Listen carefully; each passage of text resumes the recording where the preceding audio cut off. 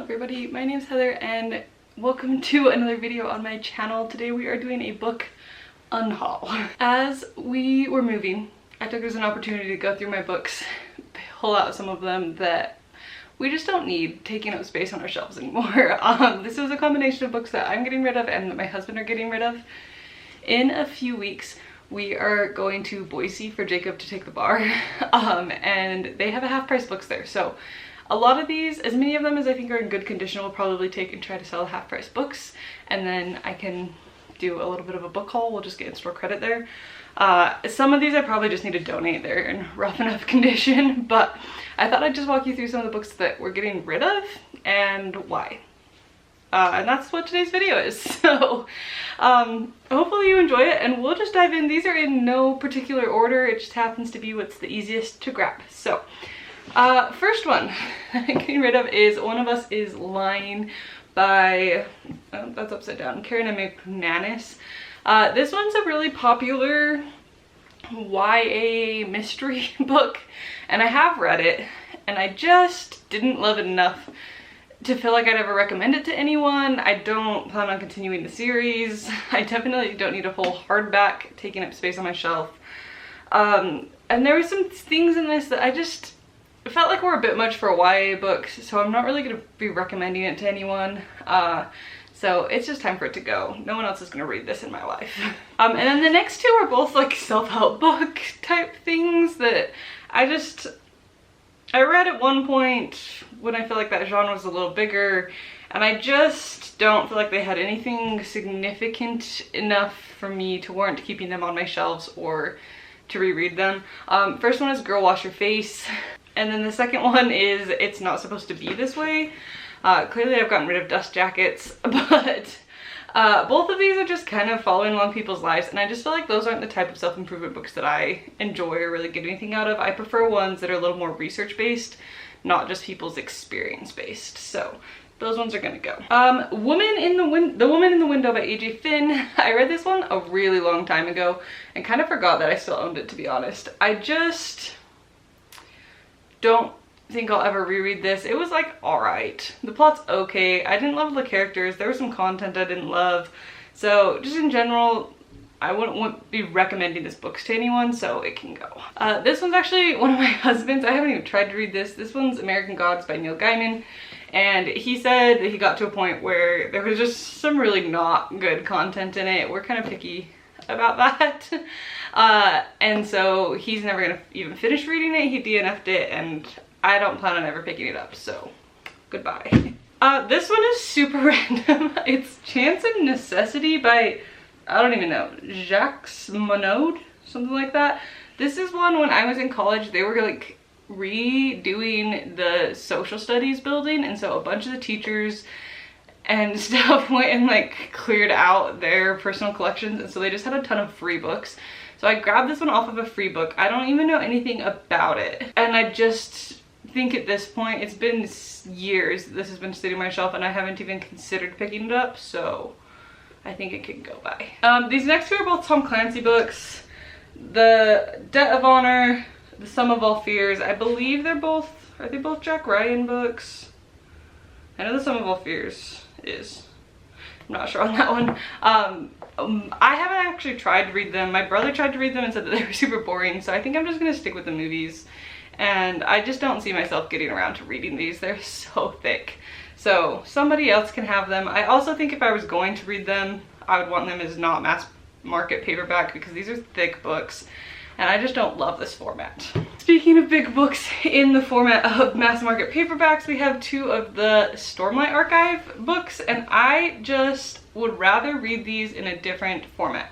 We actually have, you can't see it, it's just out of frame up here, but one of the bigger paperbacks of some of the other ones. So I just think I'd rather get the big paperbacks that are just much easier to read rather than read these in mass market paperback. So that's The Way of Kings and Words of Radiance. These are both gonna go and be replaced by a better format of this book. All right, Clear the Bridge. This is another one that I got from that clean out of the social studies building, and my brother actually read it. And he said it was good, but I think I actually read the first chapter or two, and I just don't think this is the book for me. It's basically like a submarine battle. Yeah, like they're a crew of a submarine, and it's during, I think, World War II. So I don't know, I just don't think that this is the book that's gonna most interest me. All right, All the Light We Cannot See. I know this one is super popular. My husband read it, he didn't love it, and I just feel like I've read a lot of World War II books. I just don't feel like this one adds anything to what I need from World War II books. I feel like it's just a perspective we get a lot, but I don't know. Maybe that's just my personal opinion. I'm just not that interested in war, or in these wars specifically in World War II. I feel like we just get so much of it. That's not where I want to spend my time, is reading books based in that, when I could be reading from other parts of history that I don't know as well. So I probably won't ever read this, and it's super popular, so I feel like somebody else would love to find this. All right, next one, The Shadow of the Wind by Carlos Ruiz Zafón. If you watched my videos of reading European authors, you will have seen me try to read this book. I ended up DNFing it, not even that far in, because I just could not handle the way that it talks about women and how the women were written into the story. It just wasn't for me. I couldn't do the whole women are just there for sex, every single conversation is based around women's bodies and who you're sleeping with, and oh, you should be sleeping with someone and stuff like that. So I don't know, very interesting premise of this book, but I just couldn't get through the way the characters were written, or the way that the conversations between characters were written. So this one, we go somewhere else. My sister-in-law actually read it and liked it, so I'm sure somebody else would really enjoy to get this book, so it can go to a new home. All right, the next two are kind of on a similar theme. This one is In My Dreams I Hold a Knife by Ashley Winstead. This is a kind of dark academia murder mystery book. I don't know if dark academia is my top genre. I feel like a lot of them, again, have content that I just don't want to read. And this one felt like that. I also feel like the characters were just super annoying in this book, and there just weren't a lot of redeeming qualities about it. I really didn't care who did it. It just isn't a book that I would recommend to anyone. Me and my husband have both already read it, so there's really no reason to be keeping it on our shelves. And again, another super popular one that I'm sure somebody would love to get. This one I'm really sad about. This was If We Were Villains, which I love the cover. Like, I do really like the cover. And I liked elements of this book. I do think that the plot and the story and the whole Shakespeare setting was super fun, and I really enjoyed that. But again, just a lot of content that was just so unnecessary. I just don't understand why we have to spend so much time with the drugs and alcohol and sex and everything like that in dark academia. Like, I just want a dark academia where they just like actually do school.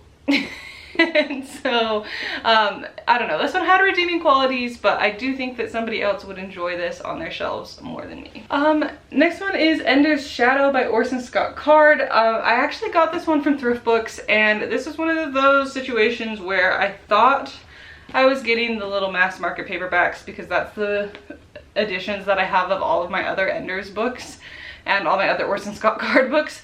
And so then when I got this ugly cover, which I hate so much, they basically, if you go and complain about getting the wrong cover to thrift books, they just pretty much give you the book. They say, just keep it, we'll refund you. And so now I'm stuck with this book with this ugly cover that I don't want. And so this one is going away. If somebody's trying to find those covers, I'm sure this will be great for them, because I have not seen those covers anywhere, and so I was shocked when I got that cover out of the box. Next one is Crossings by Alex Landrigan.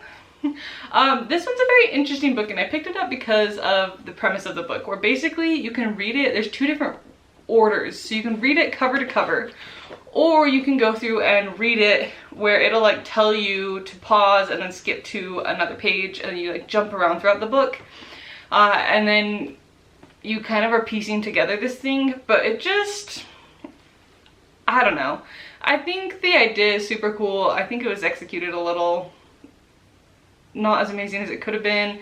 And just overall, I didn't love the book in general. I think it was a cool idea and it was interesting to read, but I don't see myself recommending this to anyone. I just don't feel like it was actually that good. So I'll be getting rid of that one. I do really like the cover on this one though.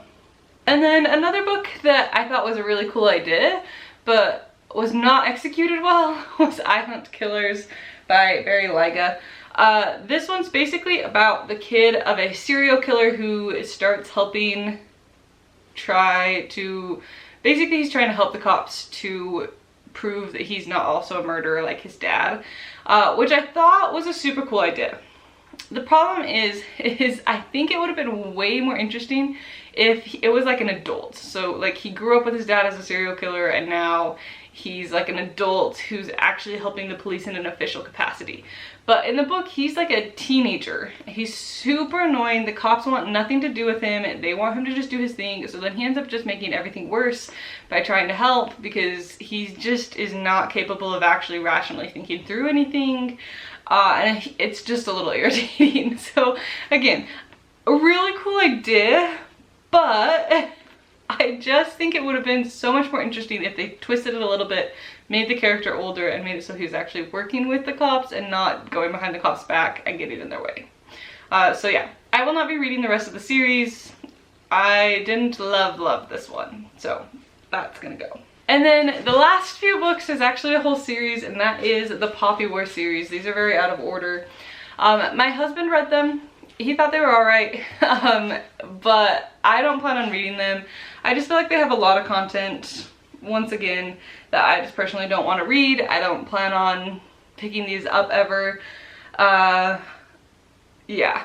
I get that a lot of it's based in historical stuff and that there's like a reason for why a lot of the stuff is in these books and they're very researched, but I personally just don't really want to read that. So I'm not going to be picking these up. He doesn't plan on rereading them or really recommending them to anyone, so we're going to go ahead and just get rid of them because I'm sure somebody would love to have the complete trilogy for cheaper at half price. So those are going to go as well. But those are all the books that we are unhauling from our collection. In a few weeks, we will be going to half price books. I'll probably just exchange as many as I can for in-store credit, and then we'll do a little bit of a book haul. So an unhaul to become a book haul. We got rid of some books to make room for ones that we'll actually enjoy. So hopefully we'll find some that we actually really like and we can trade these out. But thank you so much for watching. I hope you enjoyed this video and I will see you in the next one. Bye.